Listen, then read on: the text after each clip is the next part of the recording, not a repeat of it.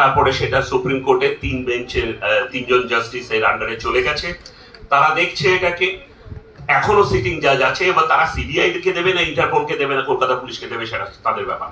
তারা দিয়েছে, তারা তদন্ত করছে। 5 তারিখে আমরা যখন প্রায় 20,000 ডাক্তার নিয়ে আমরা সিজিও কমপ্লেক্সে মিটিং করেছিলাম, আমাদের সিবিআইএস যে সীমা সরফ না কে যাও এসে আউজা, তিনি আমাদের বলেছেন যে আমরা কিছু ভালো খবর দিতে যাচ্ছি, আমরা অপেক্ষা করে আছি 5 তারিখের জন্য।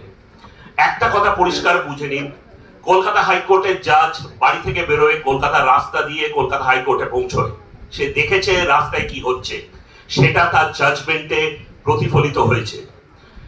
সুপ্রিম কোর্টে 3 জন জাজ দিল্লি থেকে বেরোয়, দিল্লির রাস্তা দিয়ে যায়, সুপ্রিম কোর্টে গিয়ে পৌঁছয়, কলকাতায় কি হচ্ছে তারা জানে না। আমাদের এত জোরে আওয়াজ করতে হবে যে তাদের প্রত্যেকের কানে যেন পৌঁছে যায়। এই মুহূর্তে আমাদের ডাক্তারদের রিপ্রেজেন্টেটিভরা কালকে রাতে প্লেনে করে উড়ে চলে গেছে, তারা এই মুহূর্তে দিল্লির প্রেস ক্লাবে প্রেস কনফারেন্স করছে। আমরা সারা ভারতবর্ষের ডাক্তারদের আবার ইনভলভ করব, ডাক্তাররা আবার রাস্তায় নামছে, আমরা খুশি নই। এই 5 তারিখে যে হিয়ারিং দিয়েছিল এটাতে আমরা একদম খুশি হইনি এবং আমরা তাকিয়ে থাকবো 5 তারিখের দিকে। 5 তারিখে লক্ষ্য করে আমরা কি করব সেটা আমরা ঘোষণা করব। সুপ্রিম কোর্টে যে কেসটা চলছে তাতে আমরা একজন পার্টি, আমাদের লয়ার সেখানে লড়ছে, সেই লয়ারের সঙ্গে আমাদের টিম মিটিং করবে এবং আমাদের তরফ থেকে কি বলার সেটা বলবে।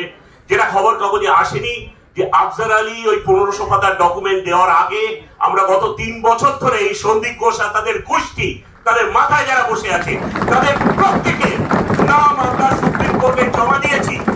সুপ্রিম কোর্টের যে ফিটনেস যে লিস্ট আছে, সিজার লিস্ট আছে, তার মধ্যে এই ডকুমেন্ট গুলো আছে। এবারে আমাদের খুন করে ফেললেও কিছু এসে যায় না, কারণ ডকুমেন্ট গুলো ওখানে থাকবে। সেখানে মাথা থেকে মাথা আছে, নেংটি থেকে নেংটি আছে, সবার নাম আছে। আমরা ডকুমেন্ট সমেত তাদের হাতে তুলে দিয়ে এসেছি, সেটা আজকে হোক কালকে হোক সামনে আনতে হবে। শুকনো কিছু কথা, আজকে সকাল থেকে জুনিয়ররা লালবাজারে আছে, তাদের পাশে দাঁড়ান, আমরা যেভাবে পারছি দাঁড়াচ্ছি। আমি সকালে ঘুরে এসেছি, আবার এখান থেকে যাব। দিল্লিতে প্রেস কনফারেন্স, মেদিনীপুর মেডিকেল কলেজে থ্রেট কালচারের বিরুদ্ধে আজকে একটা কনভেনশন আছে, সেখানে আমাদের প্রতিনিধিরা গেছে, সেখানে তাদের পাশে দাঁড়াতে হবে। অনেক ডাক্তাররা সুপ্রিম কোর্টকে চিঠি